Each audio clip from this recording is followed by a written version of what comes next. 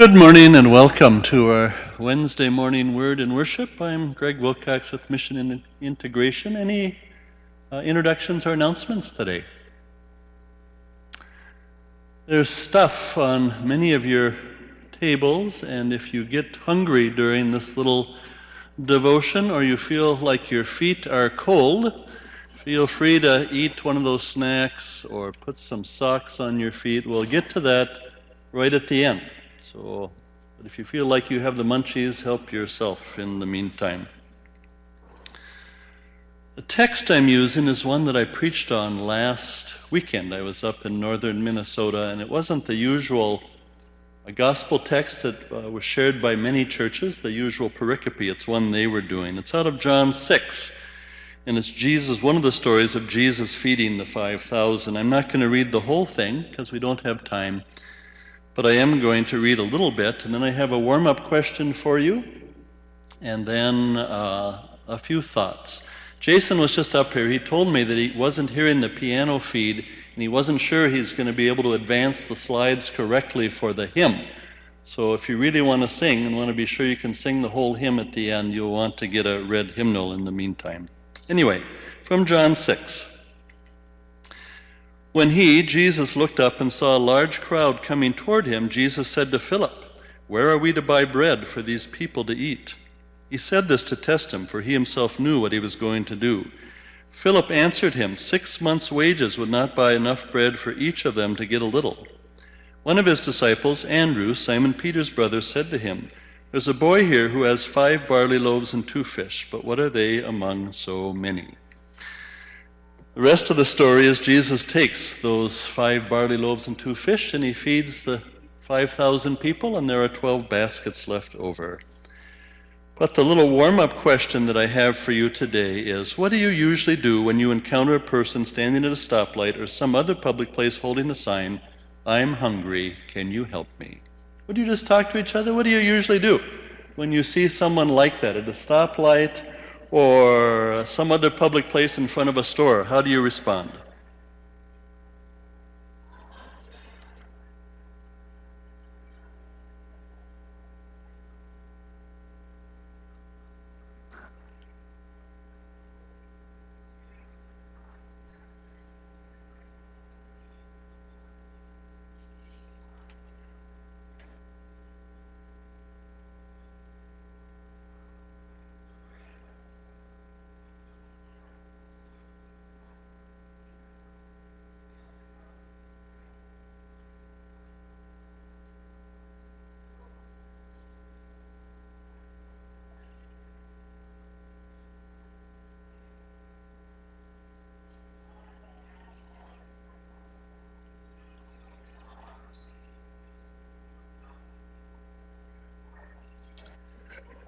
I'm sorry to interrupt you so quickly, but I do need to interrupt you just to kind of stay on track.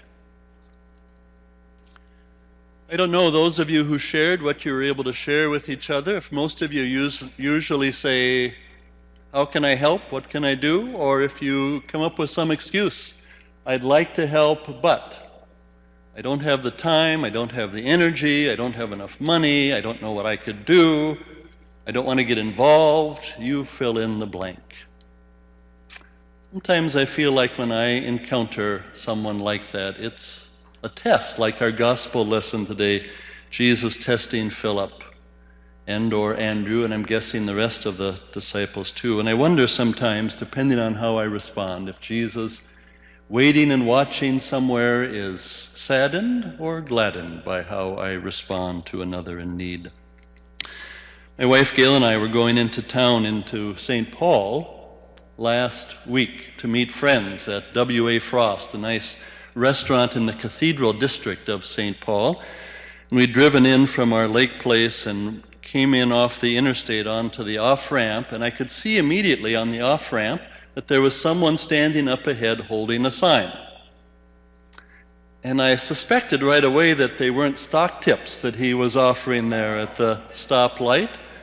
So there were 3 lanes on the off-ramp. He was on the left side. I pulled right away to the far right side and went up to the stoplight thinking I'd be far enough away, but I wasn't far enough that I couldn't read the little sign, "I'm hungry, can you help me?" And I wasn't far enough away that our eyes didn't meet across that crowded lanes of traffic, and I could see the sadness and the despair in his eyes. And I thought of him off and on all through our dinner at that restaurant. He came unbidden to my mind and my heart. In this little text, and again, I didn't read the whole text, but there really are three very significant points that I just want to name and then share a second story. The first is that Jesus always calls us into the life of people in need, not away. He asks his followers, how are we going to meet this need? What are we going to do with these people? Where are we going to find enough peanut butter sandwiches for everybody for lunch? He always calls us in to the lives of people in need, not away. The second is, Jesus is always part of the equation. He says to Philip, where are we to buy bread? It's not like, where are you going to find bread? It's up to you. I'm doing all the teaching here. You go find lunch for everybody. No. When Jesus calls us into the life of someone in need, he's always part of the equation. And the third wonderful little promise here is that no matter how limited our resources, Philip says 6 months' wages wouldn't be enough to buy even a little for everybody, and no matter how limiting our excuses, there's a few loaves of bread here, but what are they among so many? Andrew replies, with Jesus, miracles are always possible. With Jesus, miracles are always possible. So, second little story. Months and months ago now, I don't remember exactly when, I was having a bad day. Sometimes, and much of the time, when things are going wrong here at work, things are going well at home, and vice versa. And I can handle that. That for me is a balanced life. Things are always wrong somewhere, things are going right somewhere else, but this particular day, things were wrong both places. I was struggling. It's about noon, and I got a call from the front desk. I think it was Pat who called me. There's a man here who needs some help. Can you come? I really, really, really did not want to go. I really, really, really wanted to say no, send him away. But I didn't. I said, I'll be there in a few moments. So I got up wearily from my desk and walked down the long corridor towards our reception area, and when I got to the stairway, the landing, looking out over the reception area, I saw him standing there, disheveled and unshaven, ragged clothes, holding 2 paper grocery bags, I'm guessing with all of his worldly goods in them. And again, I really, really, really wanted just to say, find somewhere else. There are local churches here, there's a homeless shelter, can you go there? And I didn't hear Jesus' voice, I didn't hear him saying, what are you going to do about this? But I felt that question deep within. Are you so concerned only for yourself that you can't see this homeless, hungry, hopeless child of mine? That little question echoed in my head and heart. So down I went out and I introduced myself. His name was Joe. It was lunchtime. I said, would you like to eat with me? Joe and I came down here into the cafeteria. It was crowded. Joe had not bathed for quite a few weeks.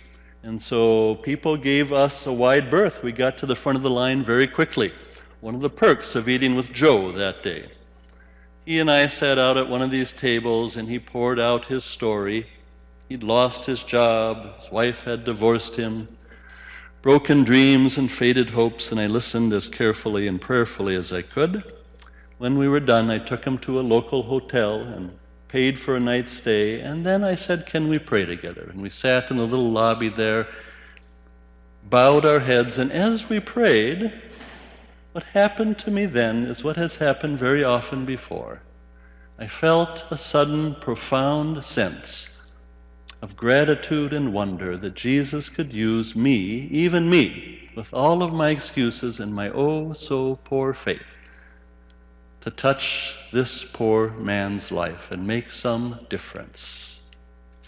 What I want to say today is whenever that happens in any of our lives, when Jesus reaches through us to touch the life of another who is struggling, who is living on the margins, who isn't making it, then indeed it's a miracle. He uses us to make his love, his mercy, his grace real. Well, I shared those stories at this church, Faith Lutheran, up by Forest Lake, Minnesota. And when I was done and shaking hands, a man came up to me and he gave me a little pack. And apparently this Lutheran church has a ministry called the Manna Ministry. And they pack bags full of items and keep these things in their cars to give away to people standing on street corners or by stores or whatever. And so I have stuff here for you to pack today, if you're willing. When we're done, take those plastic bags and pack one of them. There's some extra stuff up here.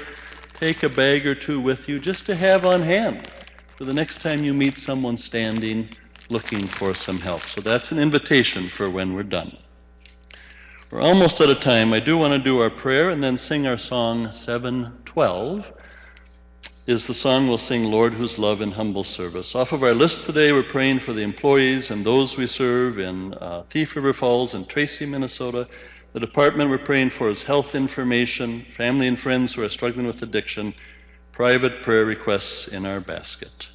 Would you pray with me, please? Gracious God, thanks. Thanks for using us to reach out to the wide world around us, to people who are struggling and not quite making it, who fall through the cracks. Next time we encounter Joe or someone like him, encourage us, inspire us to do what we can to make a difference in your name for them. Jesus, bless the people we have named, bless us. We pray in your strong name. Amen. After you do one of those little packs, if you do it, they also have just a little card, and I'd invite you to put that in your pack. It says, sharing with you the miracle of new hope and new life through the glorious gift of Christ the Lord, packed with love by. And you can sign just your first name if you're willing.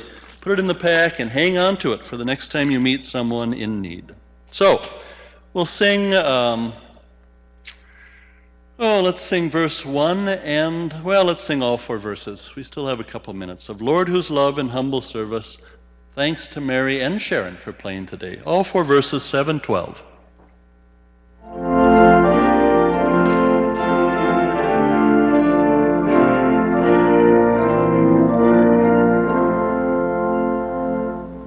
Lord, whose love in humble service bore the weight of human need, who upon the cross forsaken worked your mercy's perfect deed. We, your servants, bring our worship, not a voice alone, but heart, consecrating to your purpose every gift which you impart. Still your children wander homeless, still the hungry cry for bread, still the captives long for freedom, still in grief we mourn our dead. As you, Lord, in deep compassion, healed the sick and freed the soul, Spirit, send your power to our world tonight. As we worship, grant us vision, tell your love's revealing light. In its height and depth and greatness, dawns upon our wicked sight, making known the needs and burdens your compassion bids us bear, stirring us to ardent service, your abundant life to share. Called by worship to your service, forth in your dear name we go. To the child, the youth, the aged, loving, living deeds to show. Hope and counsel aid and peace we hear. Let your servants, Lord, in freedom, may your mercy. Thanks again to Mary and Sharon. And I've put a variety of things out there. There'll still be more room in your pack if you want to add to it to save for the next time you meet someone like Joe. Please do so. And thanks very much for coming today, and help yourself to those things. Please have a great rest of your day.